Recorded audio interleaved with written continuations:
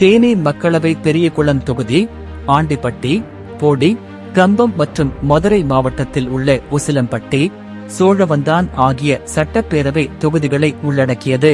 ஆண்டிப்பட்டி தொகுதியில் அதிமுக முன்னாள் முதல்வர்கள் எம்.ஜி.ஆர்., ஜெயலலிதா போட்டியிட்டு வென்றதாலும், போடி தொகுதியில் ஜெயலலிதா, ஓ. பன்னீர்செல்வம் போட்டியிட்டு வென்றதாலும், டிடிவி தினகரன் முதல் முறை போட்டியிட்டு எம்பி-யாக தேர்வாகிய தொகுதி என்பதாலும் நட்சத்திர அந்தஸ்து பெற்ற தொகுதியாக தேனி உள்ளது.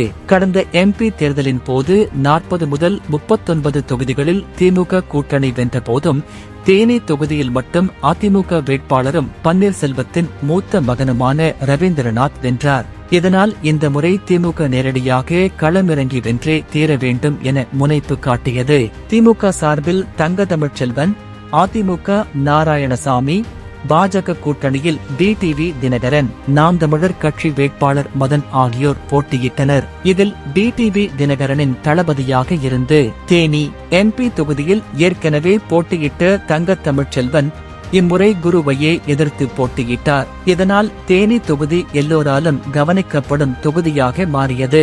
டிடிவி தினகரனுக்கும் தங்கத்தமிழ்செல்வனுக்கும் நேரடி போட்டியாக களம் இருந்தது.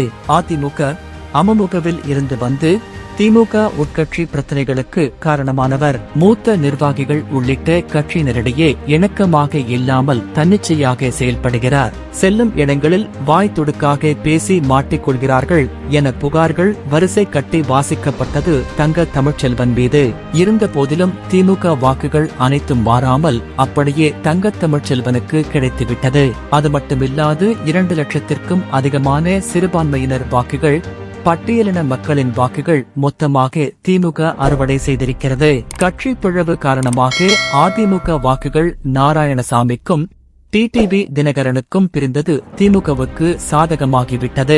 ஏற்கனவே எம்பி-யாக இருந்த டிடிவி தினகரனுக்கு தேனி தொகுதி மிகவும் பரிச்சயமானது. பிரச்சாரத்திற்கு செல்கையில் அவருக்கு பெரும் வரவேற்பு இருந்தது.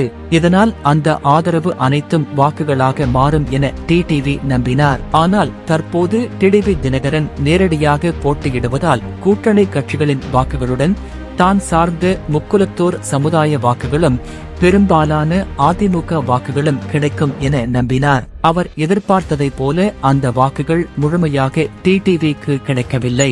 பாஜக கூட்டணியில் இருப்பதால் சிறுபான்மையினர், பட்டியலின சமூக வாக்குகளை பெற முடியவில்லை. கிராமங்களில் டிடிவி தினகரனின் குக்கர் சின்னமும் பெரிய அளவில் சென்றடையாததும் அவருக்கு வாக்குகள் குறைய காரணமானது. அதிமுக சார்பில் போட்டியிட தேனி முன்னாள் எம்பி-க்கள் ஜக்கையன், பார்த்திபன் ஆகியோர் கூட போட்டியிட விருப்பம் தெரிவிக்கவில்லை. இதனால் கடந்த காலங்களில் பலமுறை எம்எல்ஏ, எம்பி சீட் கேட்டு நிராகரிக்கப்பட்ட நாராயணசாமியை பிடித்து போட்டியிட வைத்தனர். இரட்டை இலை சின்னத்தையும் அவர் சார்ந்த நாயக்கர் சமுதாய வாக்குகளை நம்பி களம் இறங்கினார். வேட்பாளர் 40 ஆண்டுகளாக கட்சியில் இருந்தும் மாவட்டத்தில் அறியப்படாத நபராக இருந்தது அதிமுக வேட்பாளருக்கு பின்னடைவானது. இதனால் 3வது இடத்துக்கு அதிமுக தள்ளப்பட்டது. நாம் தமிழர் கட்சி வேட்பாளராக மருத்துவர் மதன் பிரச்சாரம் செய்தாரா இல்லையா என்றே தெரியவில்லை.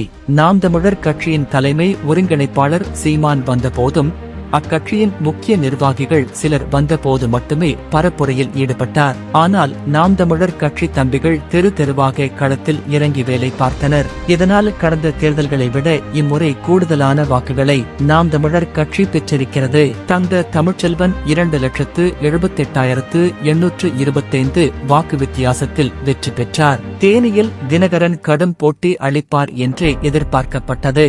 அவரின் மனைவியும் பிரசார களத்தில் தீவிரம் காட்டி கவனம் ஈர்த்தார். எனினும் பெரிய வித்தியாசத்தில் தினகரன் தோல்வியை தழுவியிருக்கிறார்.